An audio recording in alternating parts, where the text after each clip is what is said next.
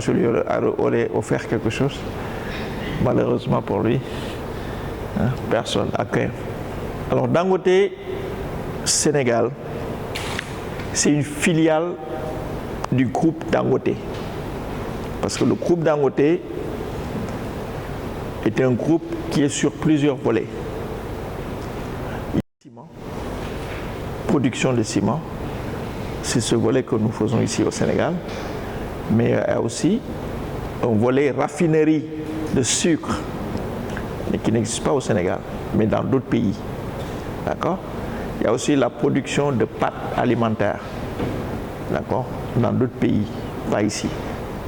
Dangote est présent dans 14 pays en Afrique. Le Sénégal fait partie vraiment des derniers pays qui ont ouvert des cimenteries Dangote. Même si le Sénégal fabrique du ciment depuis combien de temps? Depuis plus de 60 ans maintenant. Parce que la Sococim, qui est notre concurrent, est là depuis. Donc c'est la Sococim qui produisait le ciment au Sénégal. Et après la Sococim, il y a eu une autre cimenterie qui est née et qu'on appelle les ciments du Sahel et qui sont un peu vers l'aéroport Dias. D'accord, si vous passez un peu. Dangote Cement Sénégal est la dernière née des cimenteries, ce qu'on appelle la Benjamin. Alors, nous, notre... Je ne sais pas si vous êtes au courant, notre installation au Sénégal s'est fait qu'un peu dans la douleur. Est-ce que vous avez été mis au courant de ce que nous avons traversé au début? Non? Ça n'y est pas. Alors, M. Aliko Dangote, c'est le propriétaire de Dangote. Il a voulu investir au Sénégal. Il a eu un link avec une personne ressource locale, M. Mbaké. Ils ont eu toutes les autorisations nécessaires pour exploiter une cimenterie.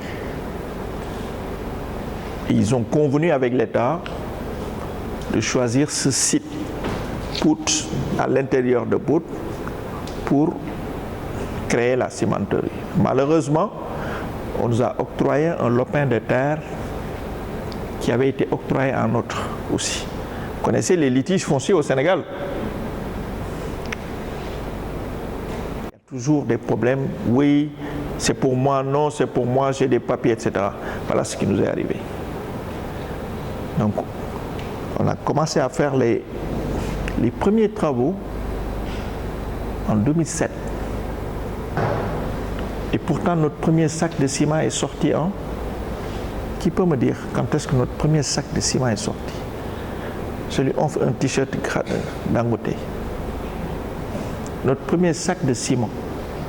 Je n'ai pas googlisé avant de venir me voir. Vous ne nous connaissez pas. Hein? Waouh! Il tombe pique.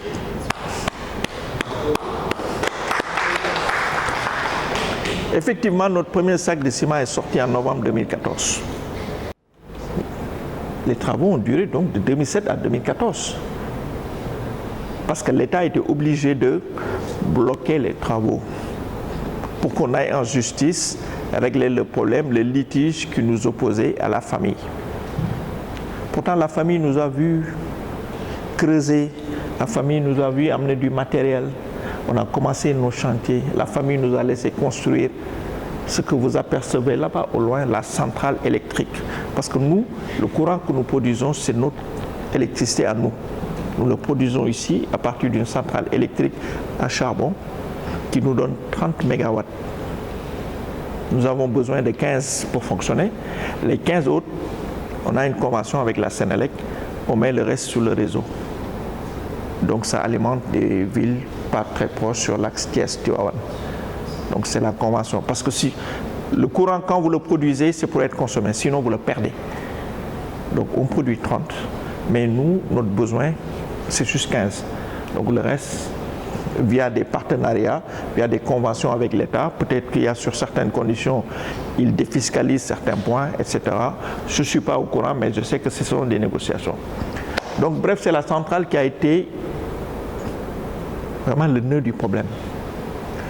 après l'un dans l'autre. Vous savez que tous les conflits se terminent autour d'une table. On a été en justice pendant 2, 3, 4 ans. Qu'est-ce qu'on a fait nous?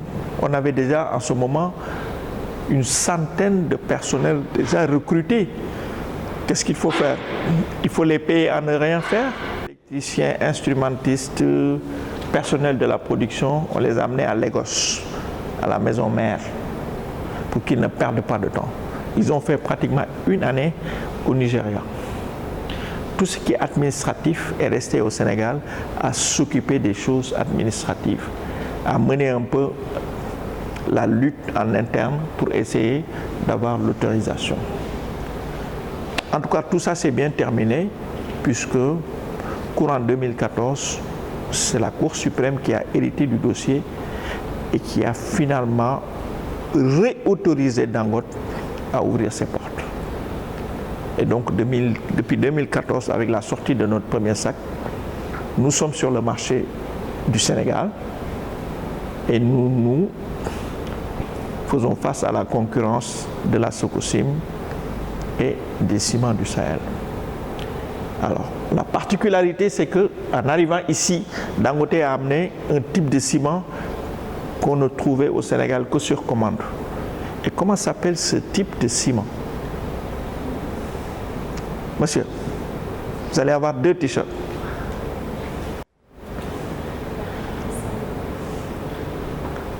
Il y a d'autres nationalités, non? Vous êtes du Congo? C'est du personnel support. Très bien. Et ils sont chimistes. S'il y a des chimistes de base, bon, je vais baisser le niveau au niveau de l'explication du 42.5 et du 32.5. Si vous prenez au laboratoire du ciment 32.5, pour détruire la brique, il faut mettre une force de 32.5 mégapascal. Pour détruire du 42, il faut mettre du 42. Voilà la différence en termes de construction chimique. Quand vous avez du ciment 42.5, je ne fais pas de publicité, c'est une réalité. Vous construisez des briques. La brique fabriquée avec le 42.5 durcit plus vite que la brique faite avec le 32.5. Alors quand vous construisez, ça dit que vos briques durcissent plus vite, votre temps de construction est écourté. Donc vous payez moins en main d'œuvre. Si le maçon devait passer 4 semaines pour vous faire un mur, en 3 semaines il a fini. Les maçons sont payés au jour le jour. Donc vous économisez quelque chose. Vous comprenez? Parce que la brique prend plus vite et le temps de main d'œuvre est beaucoup plus petit. Parce que le 42.5, tous les ponts que vous voyez, les grandes autoroutes, c'est sur la base de 42.5. Parce que c'est un ciment qui est très hyper résistant. Sur la Gambie, pour traverser la Gambie, pour traverser le fleuve Sénégal, le ciment qu'on utilise, c'est le 42.5. C'est un ciment spécifique, ce n'est pas le 32. Alors nous, on a introduit le 42.5 au Sénégal et il fallait voir ici. On dirait que tous les distributeurs du Sénégal se sont donné rendez-vous chez nous. Pour 2 raisons. La première raison, c'est qu'ils avaient pitié de nous parce qu'on a beaucoup souffert. On a fermé notre usine pendant des années. On a perdu un chiffre d'affaires extraordinaire. Parce que ça, c'est un bijou de 250 milliards de francs CFA. Fermé. Pour cause de quoi? Pour un lopin de terre qui fait 1000 m². C'est même pas toute l'usine. 1000 m², on a fermé. Donc les gens sont venus nous soutenir. Ce jour-là, votre bus ne pourrait pas arriver jusque-là. On a eu notre état de grâce, d'accord, avec le 42.5. Tous les maçons demandaient du 42.5. Et puis la belle, c'est que Sococim vendait la tonne à 79 000 sur commande. Quand nous sommes arrivés, nous avons ramené à 52 000. Ça, c'est quand même une prouesse. Le marketing mix, vous connaissez? Il y a des marketiciens. C'est quoi? Ce sont les 4 P. Produit, prix, place, promotion. Les clients à un prix tout à fait normal. Et du coup, notre part de marché, vous connaissez la part de marché dans une entreprise. Si le total des clients fait 100, vous vendez à 52. Vous avez 52% des parts de marché. Et les autres se partagent le reste. Je vous ai donné une explication très sommaire et c'est votre part de marché. Donc on a eu notre part de marché qui était très élevée sur le segment 42.5. Et nous avons profité de ça pendant un certain temps. Mais nos concurrents aussi, ce n'est pas des manchots, hein. Ils ont réfléchi. Ils se sont dit, mais attendez, la Benjamin là qui arrive et qui veut tout rafler. Non, on ne va pas lui laisser la place. Ils ont commencé à faire du 42. On n'y peut rien. Nous ne sommes pas les propriétaires du marché. Ils ont commencé à faire du 42. Ils ont commencé à faire du crédit aux clients. Nous ne faisons pas de crédit. Ils ont commencé à accorder. Vous prenez, vous payez après. Donc du coup, la concurrence s'est installée et chacun a fait jouer son esprit marketing pour essayer de se positionner sur le marché. Et c'est la lutte que nous menons depuis 2014. Alors, et pour faire tout ce boulot, tout ce travail, nous sommes quand même à peu près 1000 et quelques personnes. Et nous travaillons H24. Ici, il n'y a pas de Noël, Tabaski, Korité, non. Ça n'existe pas d'un côté. Ça dépend de votre emploi du temps et de votre calendrier. Si vous êtes personnel de car, du matin, vous travaillez de 14h à 22h, 2 jours de suite. Vous passez la nuit ici 2 jours de suite et vous allez en repos pendant 2 jours. Ça ne concerne pas tout le monde. Ça concerne la partie production et la partie technique. Il y a les mécaniciens, il y a les chauffeurs, il y a les agents du weigh bridge, c'est-à-dire où on pèse les camions. Donc ils sont à peu près 40-50 personnes qui viennent le matin à 6h du matin et qui sortent. À 14h, on vous ramène, d'autres viennent. Ça, c'est du personnel de car. Si par Tabaski, 6h, 14h, mais vous venez. Si c'est 14h, 22h, vous venez. Si vous devez dormir, vous venez. Il y a des hommes, il y a des hommes et des femmes. Attention. Ce n'est pas parce que c'est 14h, c'est 22h, 6h du matin que les femmes ne vont pas travailler. Non. Il n'y a pas un problème de genre. C'est un problème de personnel. C'est Fatimata, c'est Alexandre. On ne tient pas compte de ça.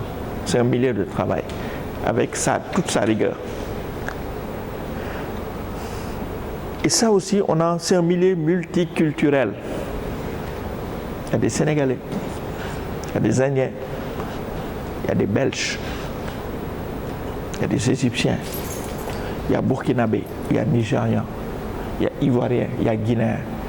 Parce que c'est un milieu multiculturel, c'est un milieu à diversité. L'avenir des entreprises actuellement dans le monde repose sur la diversité. Le Comorien, le Sénégalais, c'est des cultures différentes. Ils ont des façons de voir qui sont. Okay, mais quand ils se mettent à deux, ça devient plus riche. C'est la diversité. On accepte la diversité, on accepte aussi les origines diverses en termes de peau. Les Chinois, quand ils peuvent travailler avec les Sénégalais, quand l'Indien et le Chinois, quand l'Indien et le Burkinabé se mettent ensemble, forcément, le résultat est mûrement réfléchi. D'accord? Donc, c'est un milieu multiculturel. C'est pourquoi c'est un milieu très, très anglophone. Parce que notre langue de travail, souvent, c'est l'anglais. En francophone, il n'y a pas de souci, je suis en train de parler français, tout le monde qui... Mais dès qu'il y a un Indien dans le public, c'est fini. On n'a plus le droit de parler anglais. Français, parce qu'il faut que tout le monde comprenne ce que nous sommes en train de dire. Donc dans les réunions, dans le mailing, in English. Et c'est l'occasion pour moi de vous dire et de vous conseiller de vous y mettre tout de suite. Il ne faut pas attendre d'avoir mon âge pour apprendre l'anglais. Non, c'est maintenant. Il faut vous amuser. C'est en s'amusant qu'on comprend l'anglais. Parce que demain, pour faire la différence, si vous ne parlez pas anglais, vous êtes out. C'est pas difficile. C'est pas difficile. Il faut aller vous former d'abord et parler. Même si vous faites des fautes, parlez. Nous tous ici, quand vous mesurez entre le début, quand vous êtes arrivé ici et maintenant, vous voyez un écart. Au début, ce n'était pas facile. Mais après, vous vous retrouvez en train de parler anglais, vous ne savez même pas comment vous avez fait. C'est parce que c'est en fréquentant la force qu'on devient forceron. D'accord? Alors, en termes d'organisation, notre organisation, à l'intérieur de l'usine, c'est le département technique. Le bâtiment que vous voyez ici, c'est le bâtiment administratif. Il y a la direction des ressources humaines qui est en bas. C'est ma direction à moi. Là où j'appartiens, c'est la direction à laquelle j'appartiens. Au first floor, le premier étage, il y a la direction administrative et financière. Nous avons les informaticiens, parce qu'ici, IT, informaticiens, ils font partie du département finance. D'accord? Vous avez aussi le service audit qui joue un rôle important ici. Nous avons le service contrôle interne qui est là. Et il y a la direction générale dans ce bâtiment. Là-bas à gauche, c'est le bâtiment commercial. D'accord?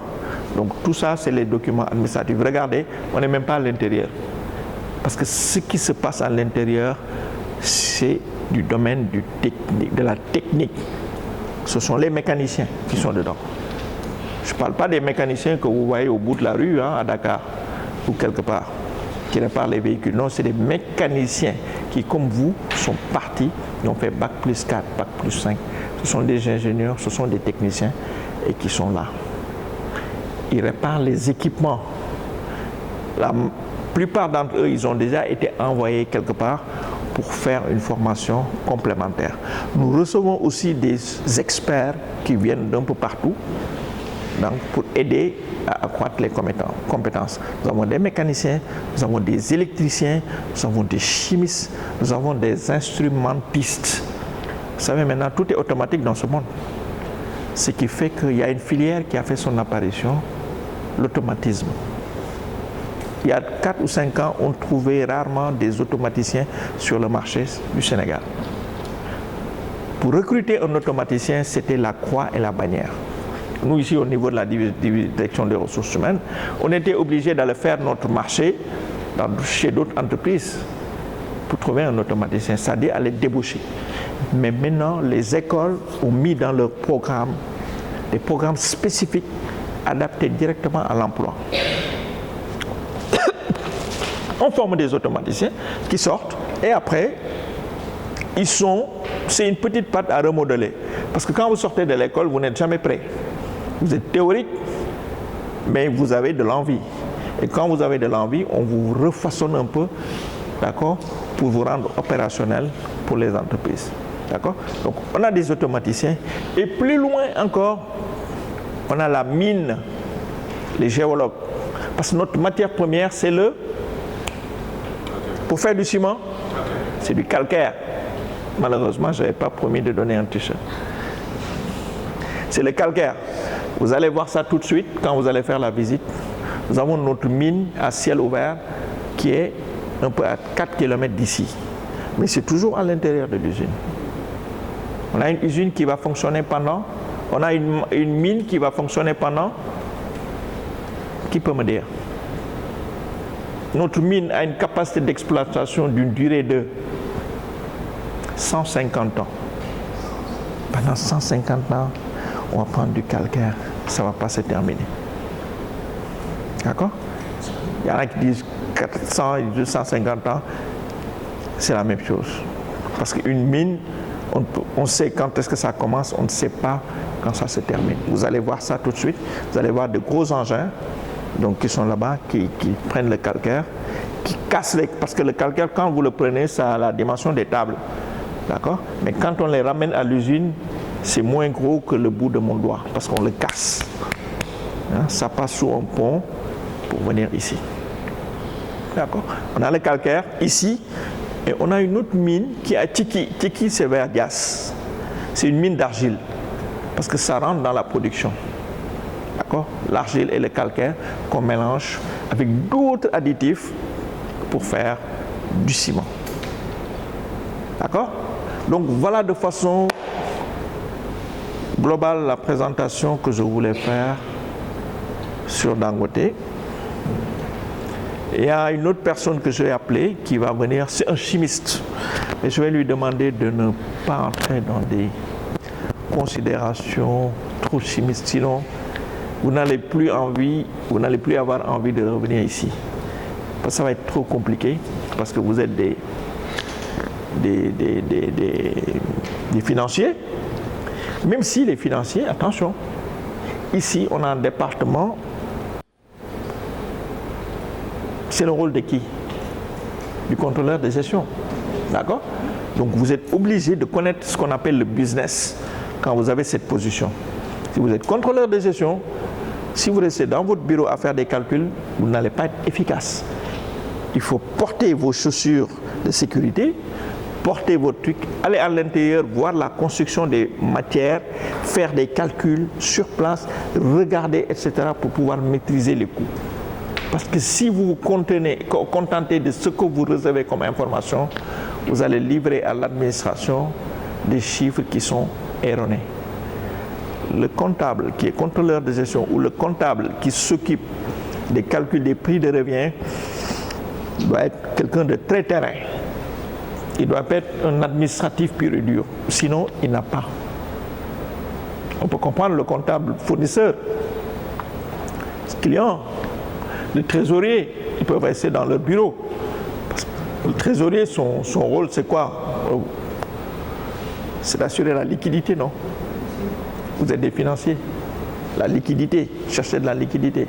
Il y a un problème, on est à la fin du mois, on doit payer des salaires, les comptes sont au rouge, il faut que je négocie avec ma banque pour qu'on me fasse un petit virement supplémentaire pour que je puisse payer mes salaires. C'est son rôle à lui. C'est son rôle de planifier, de faire son tableau de trésorerie pour dire, écoutez, janvier, février, mars, avril, mai, juin, voilà ce que j'attends, voilà ce que je vais dépenser. Si je fais les variations, c'est rouge, c'est bleu, etc. Ce qu'on appelle un tableau de bord. Travailler sur la base de ça. Plus personne ne travaille à vue. On travaille avec des tableaux de bord, avec des indicateurs, d'accord, et des mesures juste qui vous disent est-ce que si vous êtes sur la bonne voie ou pas. Où que vous soyez, c'est le tableau de bord. Prenez l'exemple d'un véhicule. Il y a des gens qui... Oui.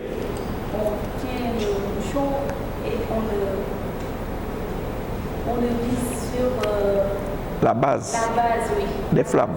La base des flammes. C'est bien. Vous avez oublié quelque chose. Les extincteurs ne sont pas identiques. Il y a des extincteurs à poudre, à eau, à CO2. Ça dépend de l'origine du feu. Si c'est d'origine électrique, vous prenez n'importe quel extincteur, si vous augmentez. Vous comprenez? Donc il y a une façon de voir, de lire ce qui est dans l'extincteur avant de dégoupiller.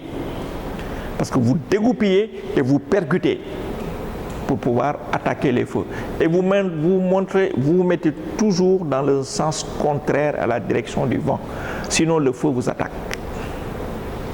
D'accord? Donc ça, moi je ne suis pas spécialiste de QSSE, mais j'ai été formé pour me défendre en cas de sinistre. Et je sais que de mon bureau, s'il y a un souci, je sais où passer pour ne pas... D'accord? Et il y a quelque chose aussi qui est fondamental dans la vie des entreprises, c'est de vous identifier tous les jours. Ici, nous avons un appareil, quand vous venez, qui prend votre face. Vous venez, c'est comme si vous photographiez. Il vous reconnaît, il met votre nom pour montrer que vous êtes là. En cas de sinistre, nos informaticiens, ils vont sur la base de données, ils regardent toutes les personnes qui sont présentes aujourd'hui. Et on va voir est-ce qu'ils ont tous été récupérés. Si votre nom ne figure pas sur ces listes, on suppose que vous n'êtes pas là. On ne vous recherche pas. Vous comprenez? Tout le monde passe au niveau de l'appareil, du DG au plus simple employé. Tout le monde passe. Parce que c'est ça qui fait office de personne présente. Si vous ratez ça, en cas de sinistre, on n'en a pas encore eu un, et j'ai prié le bon Dieu qu'on n'en ait pas, on ne va pas à votre recherche. Vous comprenez? Un incendie est vite arrivé. Nous avons une caserne sapeurs-pompiers qui est là.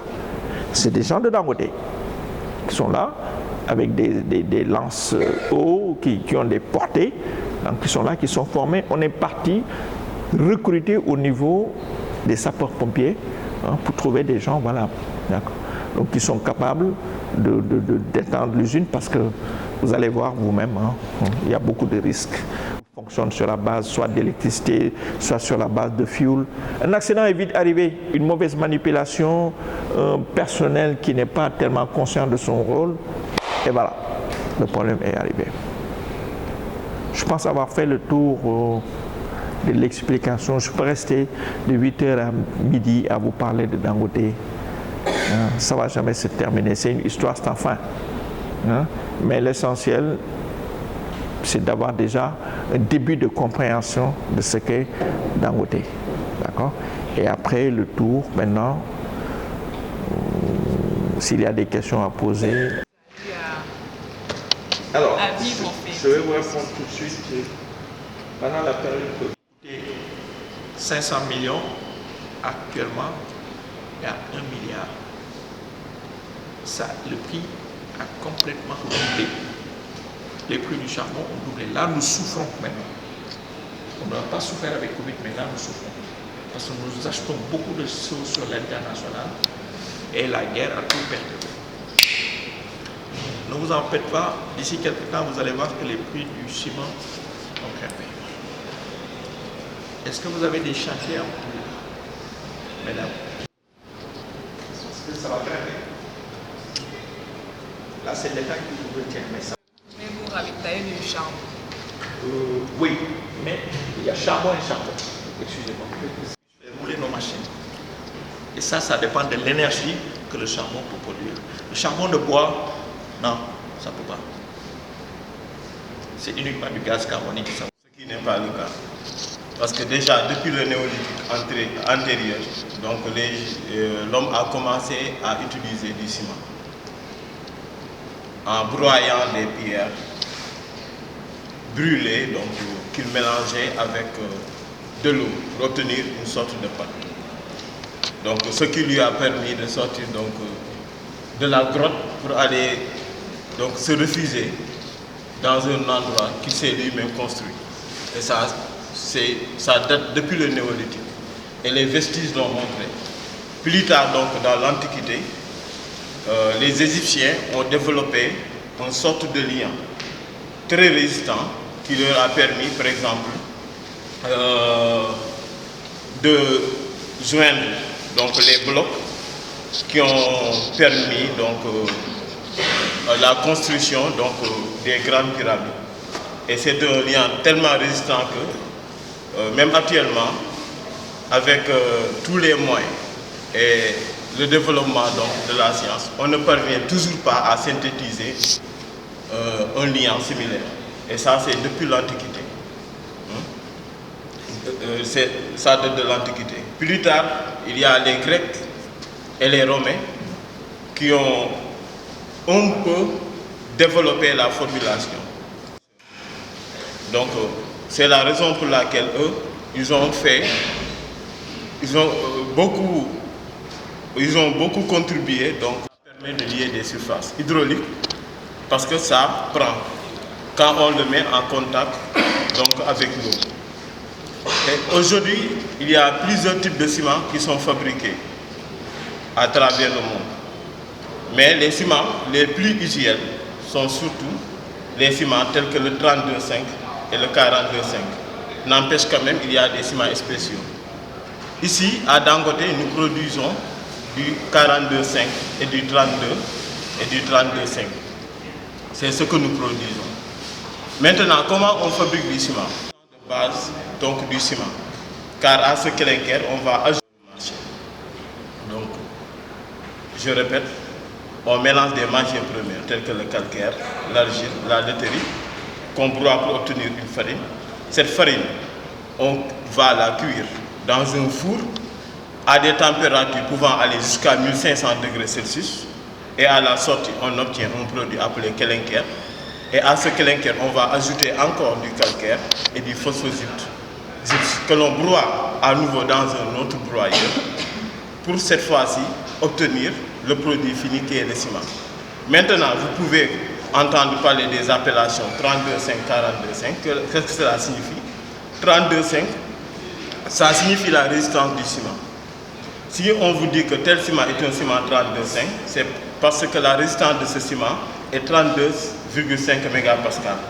C'est-à-dire, pour casser une brique fabriquée avec le ciment 32,5, il faut exercer avec une presse mécanique une pression de 32,5 mégapascal pour parvenir à casser. C'est ça que disent les normes. Si tel n'est pas le cas, c'est tout sauf du 32,5. Pour le 42,5 également, 42,5 c'est la pression en mégapascal qu'il faut exercer pour casser une brique qui a été fabriquée avec du ciment 42,5. C'est ça que cela veut dire.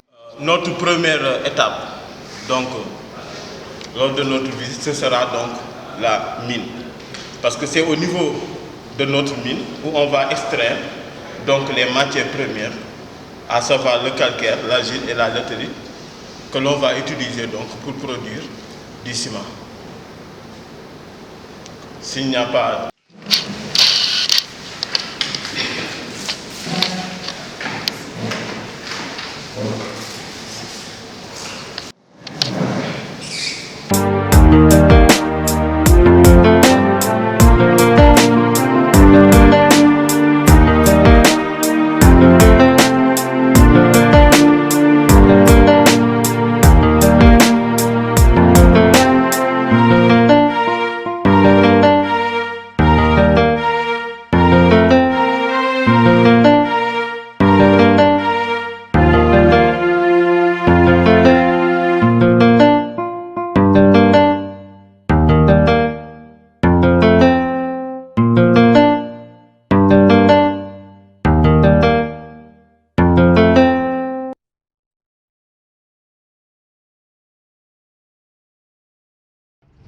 C'est ce charbon-là que nous utilisons au niveau de Danga.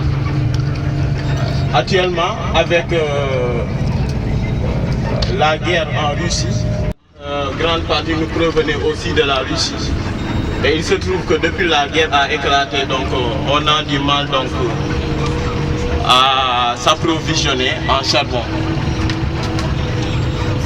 Et donc, depuis que l'usine a commencé donc l'exploitation,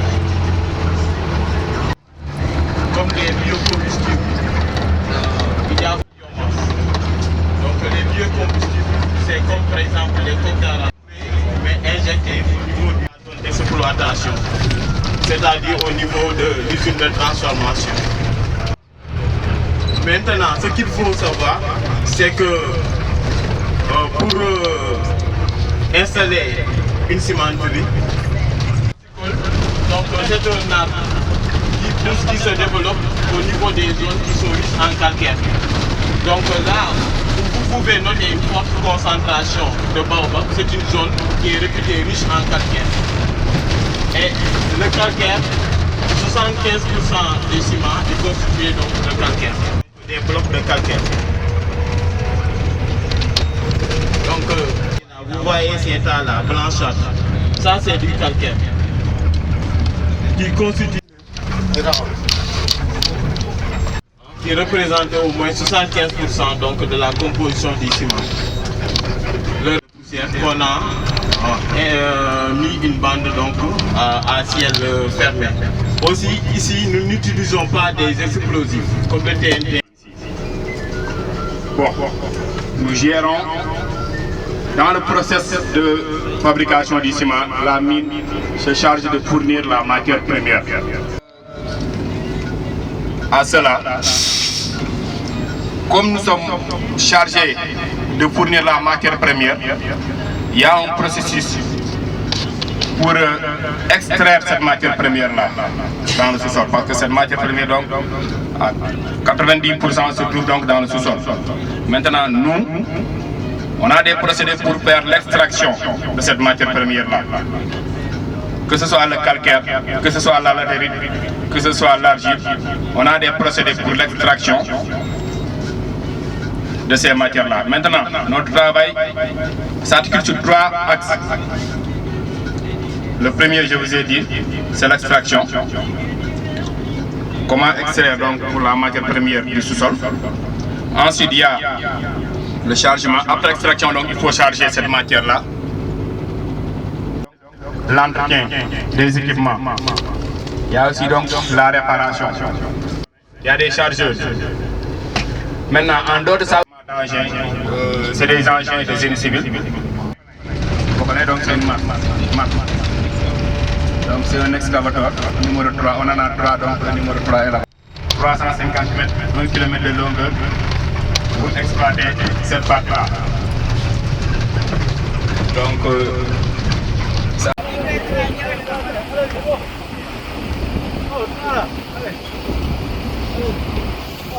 C'est ce qu'on appelle les éléments. On les retrouve dans la... Le color, on utilise aussi pour faire de l'eau de javel. Oui. C'est pour tuer les microbes. Les microbes, les armes, les bactéries. Donc, bon, je ne sais pas.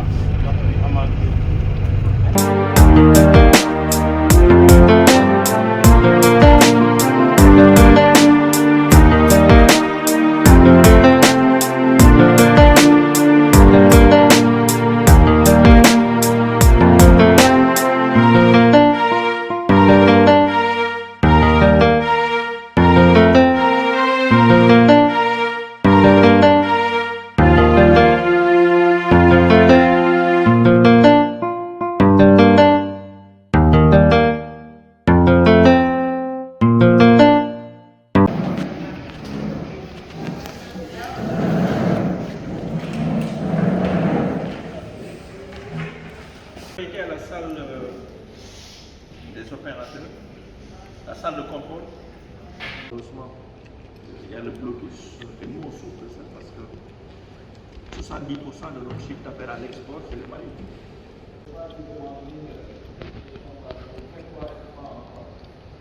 On a